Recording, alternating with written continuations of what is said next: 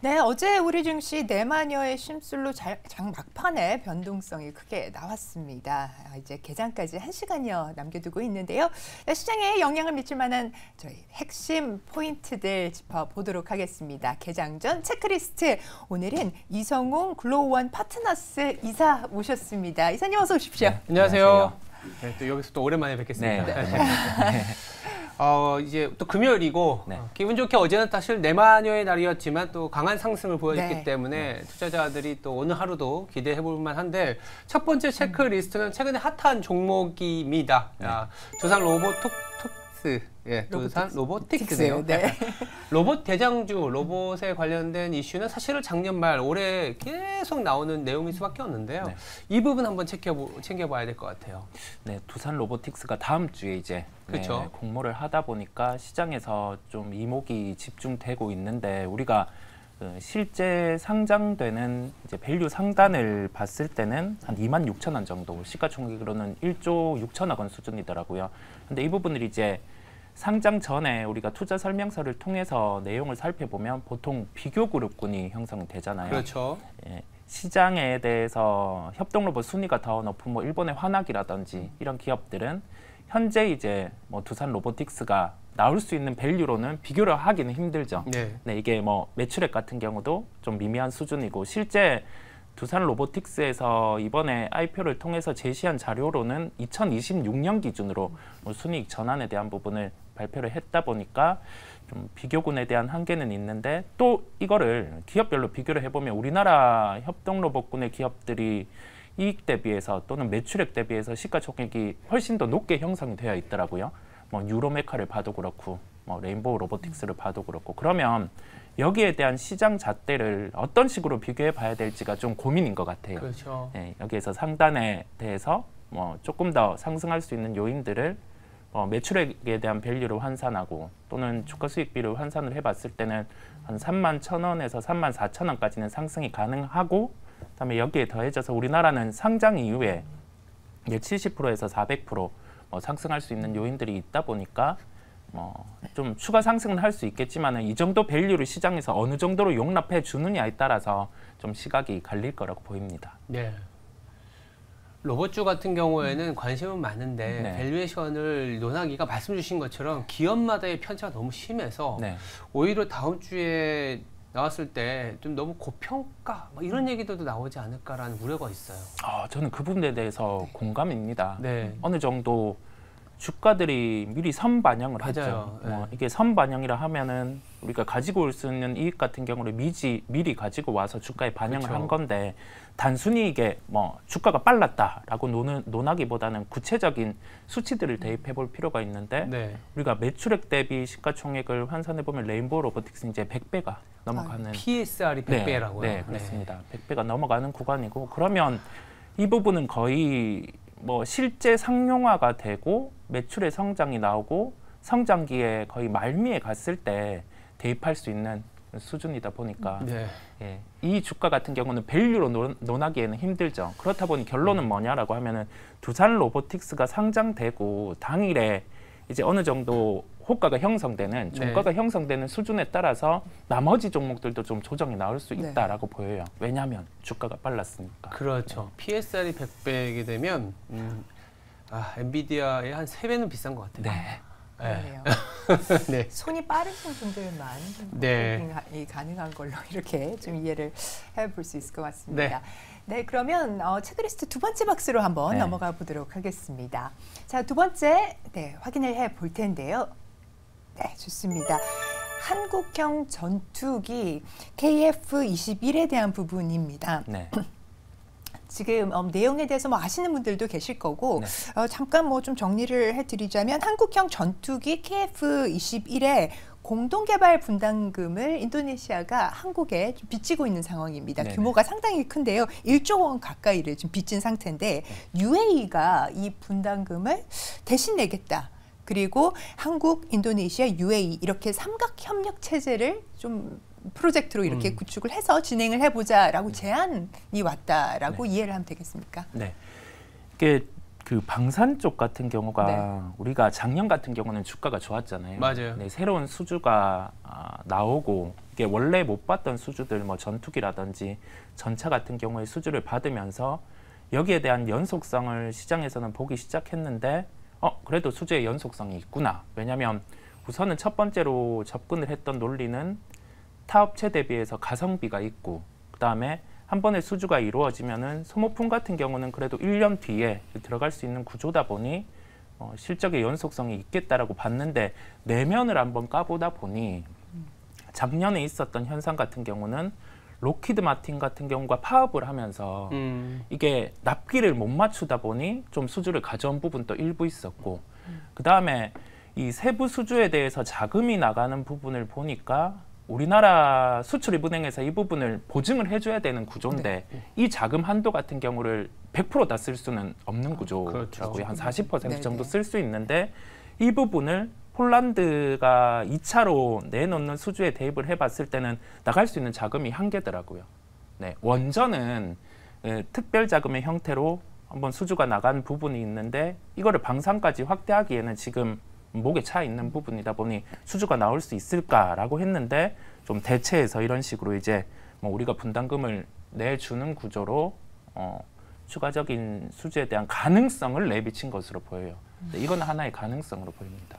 일단은 가능성이라고 보면 저는 왜 아랍에미레이트가 보증을 할까, 분담금을 낼까? 뭐가 있을까요? 왜 그런지 참 상황이 궁금해지는데요. 맞아요. 저도 잘 모르겠더라고요.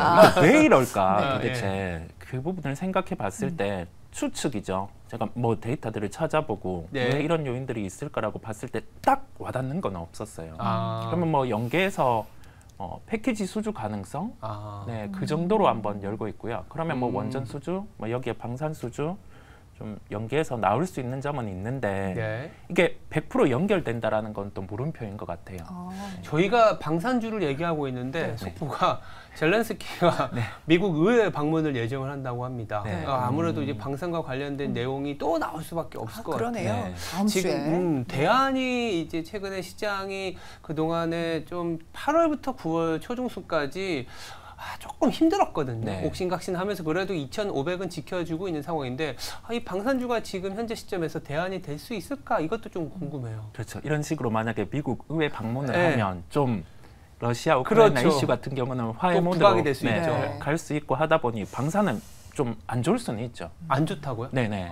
왜요? 왜냐면 이게 화해 모드로 간다라고 하면 화해가 될까요? 아니면 또 최근에 우리나라도 좀 궁금증이 생기는 게 이 북한의 김정은이 러시아의 김정은 위원장이 또 만나지 않습니까? 이런 부분들이 약간은 경계심, 지정학적 리스크를 부각시키는 내용이 아닌가라는 고민이 좀 들거든요. 네네. 그러면 두 갈래로 살짝 제가 피해가 보겠습니다. 의회로 가서 러시아 우크라이나 이슈 같은 경우는 좀 격화된다.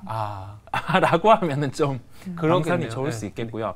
그런데 이게 만약에 좀 화해 모드 가능성은 낮지만 화해 모드로 간다면 저는 지금 시장에서 뭐 10년물 국채, 다양한 인플레이션 우려를 덮을 수 있을 만한 하나의 요소가 나올 수 있다라고 보여요. 그 부분은 인프라 쪽에 투자 부분의 가능성이다. 방산보다 오히려 인프라 쪽으로 갈 수도 있겠네요.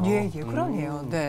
지금 뭐 여러모로 관련주들은 움직일 수 있는 이런 모멘텀 내지는 이슈들이 있을 수가 있을 것 같습니다. 그러면 두 번째 체크박스는 이 정도로 한번 이야기를 정리를 해보고요. 자, 개장 전 체크리스트 세 번째 체크박스 확인하겠습니다. 네, 세 번째는요. 저는 담배를 피지는 않습니다. 담배를 피지는 않지만 담배를 피는 분들이 워낙 주변에 많다 보니까 담배에 대한 얘기, 이 유해 성분을 공개한다. 근데 담배 피시는 분들이 유해 성분 공개한다고 안 피지는 않을 것 같은 느낌이 드는데 유해한 걸 아시면서 피기 때문에 어떻게 보고 계세요? 이 부분을 딱 봤을 때 저는 그 해외 사례는 어떤지를 우선 봤었고요. 그렇죠. 우리나라는 또 어떤 부분이 다른지를 봤는데 해외는 유해 성분 공개가 이미 되어 있습니다. 담배에 대해서 어떤 성분이 인체에 어떤 영향을 미칠 수 있고 그렇다 보니까 이 부분을 인지하고 좀 피라. 라는 점이 공표가 돼 있고요. 우리나라가 좀 다른 측면이 있었습니다. 담배를 보면은 여기에 대해서 좀 그림에 대한 부분, 맞아요. 네, 시각적으로 네. 뭐 패를 보여준다든가 더 어떻게 보면 직관적인데 네, 그 부분이 있는데 직접적인 성분의 공개는 아직까지 이루어지지는 않았어요. 왜냐하면 서로 좀 미룬 부분이 있었죠. 네, 각 이 미룬 부분이 있다 보니까 좀 그런 점이 있었는데 이거를 공개하게 되면 어떤 효과가 있을 수 있냐면 심리적인 부분이죠. 우선 심리적인 부분이고 우리나라에서도 처음에 유해 성분을 공개하려고 하다가 한 발 좀 미룬 부분이 우선은 뭐 그림적인 측면, 문구적인 측면으로 넣은 거거든요.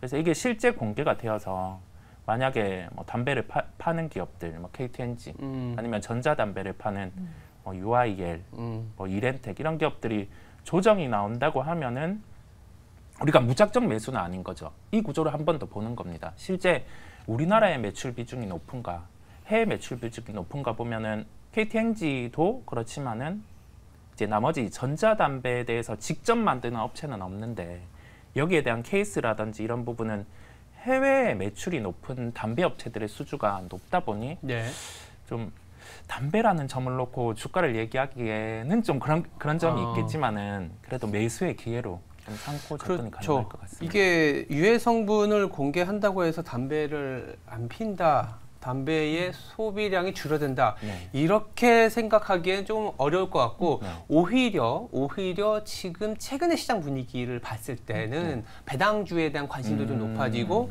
상대적으로 이 실적에 대한 변동성이 적은 기업들에 대한 관심도 높아진다는 측면에서는 또 이런 담배와 관련된 주가는 또 어떻게 보세요? 그죠. 딱 핵심을 짚어주셨는데요. 저도 그 부분에 공감을 하는 게 9월, 12월, 4월 이 시점, 12월은 논외죠. 주가가 이미 이제 떠 있으니까 9월이나 4월 이 시점에서는 배당주에 대한 초점을 많이 맞추다 보니 KTNG 같은 경우는 충분히 만약에 이런 요인으로 조정이 나온다고 하면은 실제 배당 수익률도 올라가기에 플레이하기에 저는 충분하다고 보이고요.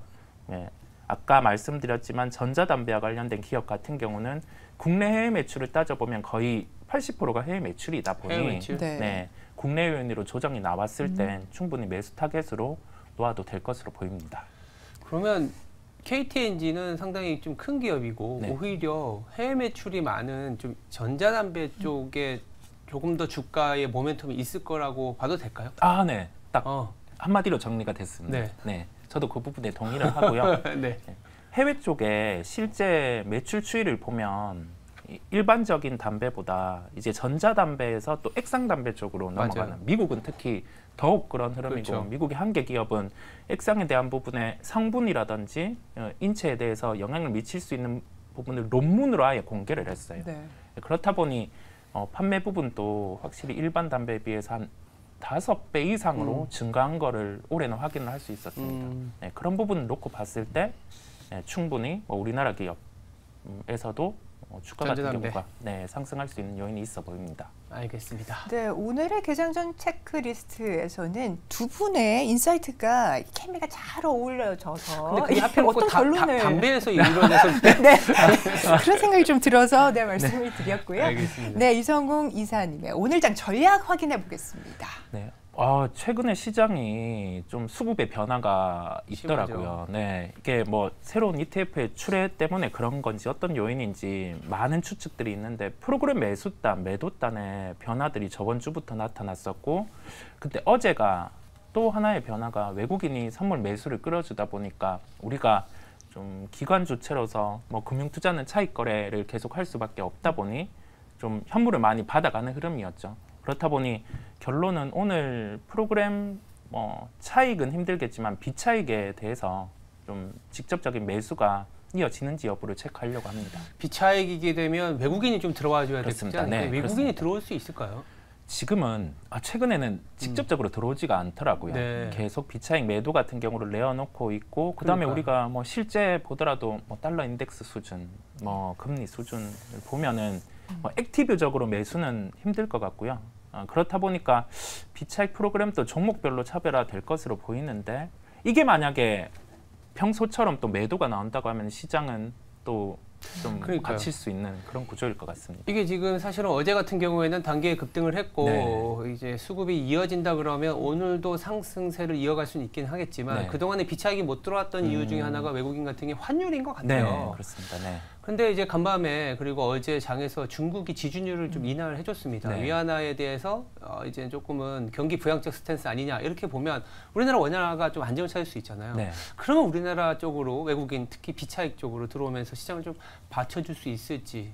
또 금요일이다 보니까 어제 급등한 부분도 또 되돌릴까봐 걱정이 좀 있어서 말씀을 좀 드려보거든요. 그렇죠. 어제 장 막판에 거래소 기준으로는 8포인트 정도를 이렇게 드러났더라고요. 이게 프로그램에 대한 부분에 그 만기의 특성이 있다 보니까 벌어진 현상인데 오늘은 미국 시장이 상승한 요인이 있지만 그럼에도 불구하고 어제 좀 오버페이스 정도는 한 8포인트 정도는 줄이고 좀 나갈 것으로 보이고요. 나머지 짚어주신 것처럼 프로그램 매매 추이가 유입이 안 된다고 하면 시장은 장 초반 강세에 있다가 또 지지분할 수 있는 흐름을 놓고 보려고 합니다.